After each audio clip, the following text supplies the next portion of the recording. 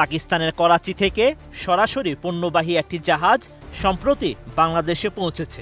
১৯৭১ সালের পর এই প্রথম করাচি থেকে সরাসরি পণ্যবাহী জাহাজ চট্টগ্রাম বন্দরে এলো। নানা কারণেই পাকিস্তানি জাহাজটি বাংলাদেশে আসায় বিষয়টিকে ঐতিহাসিক বলা হচ্ছে।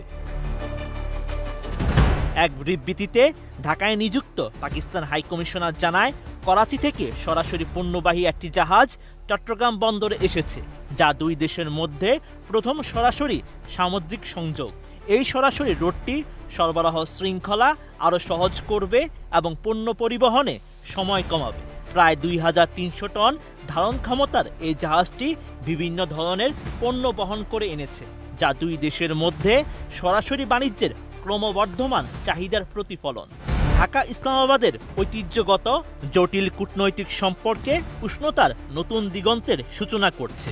সম্প্রতি ভারত ঘেঁষা শেখ হাসিনার সরকার ক্ষমতাচ্যুত হওয়ার পর নতুন অন্তর্বর্তী সরকারের নেতৃত্বে এই উষ্ণতার সূচনা হয়েছে। এদিকে পাকিস্তান থেকে বাংলাদেশে জাহাজ আসার ঘটনায় উদ্বিগ্ন হয়ে পড়েছে ভারতের নিরাপত্তা বাহিনী। ১৫ নভেম্বর দেশটির সংবাদ মাধ্যম টেলিগ্রাফ ইন্ডিয়া এক প্রতিবেদনে এমন তথ্য জানায়। এতে বলা হয়েছে, ভারতের পূর্ব ও পশ্চিমাঞ্চলের দুই প্রতিবেশী দেশের মধ্যে সরাসরি সামুদ্রিক সংযোগ ভারতের উত্তর পূর্বাঞ্চলীয় রাজ্যগুলো বা সেভেন সিস্টার্সে সম্ভাব্য অস্থিরতা তৈরির কাজে ব্যবহার করা হতে পারে, কারণ বাংলাদেশ সীমান্তের খুব কাছে এই রাজ্যগুলো অবস্থিত। পাকিস্তানের করাচি থেকে সরাসরি পণ্যবাহী একটি জাহাজ সম্প্রতি বাংলাদেশে পৌঁছেছে। ১৯৭১ সালের পর এই প্রথম করাচি থেকে সরাসরি পণ্যবাহী জাহাজ চট্টগ্রাম বন্দরে এলো। নানা কারণেই পাকিস্তানি জাহাজটি বাংলাদেশে আসায় বিষয়টিকে ঐতিহাসিক বলা হচ্ছে। এক বিবৃতিতে ঢাকায় নিযুক্ত পাকিস্তান হাইকমিশনার জানায়, করাচি থেকে সরাসরি পণ্যবাহী একটি জাহাজ চট্টগ্রাম বন্দরে এসেছে, যা দুই দেশের মধ্যে প্রথম সরাসরি সামুদ্রিক সংযোগ। এই সরাসরি রুটটি সরবরাহ শৃঙ্খলা আরও সহজ করবে এবং পণ্য পরিবহনে সময় কমাবে। প্রায় ২৩০০ টন ধারণ ক্ষমতার এই জাহাজটি বিভিন্ন ধরনের পণ্য বহন করে এনেছে, যা দুই দেশের মধ্যে সরাসরি বাণিজ্যের ক্রমবর্ধমান চাহিদার প্রতিফলন। ঢাকা ইসলামাবাদের ঐতিহ্যগত জটিল কূটনৈতিক সম্পর্কে উষ্ণতার নতুন দিগন্তের সূচনা করছে।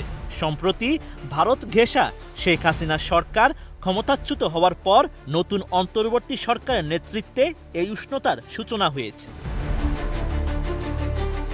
এদিকে পাকিস্তান থেকে বাংলাদেশে জাহাজ আসার ঘটনায় উদ্বিগ্ন হয়ে পড়েছে ভারতের নিরাপত্তা বাহিনী। ১৫ নভেম্বর দেশটির সংবাদ মাধ্যম টেলিগ্রাফ ইন্ডিয়া এক প্রতিবেদনে এমন তথ্য জানায়।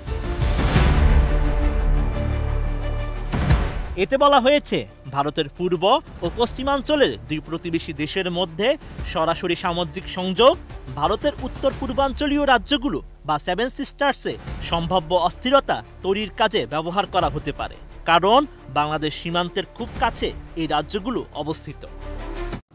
এদেশের মানুষ বিশ্বের দরবারে মাথা উঁচু করে চলবে, আর আজকে সেখানে কি হলো? আজকে সেই সম্মানটা ধুলায় মিটিয়ে দিল, নিজেরা ক্ষতিকার হলো।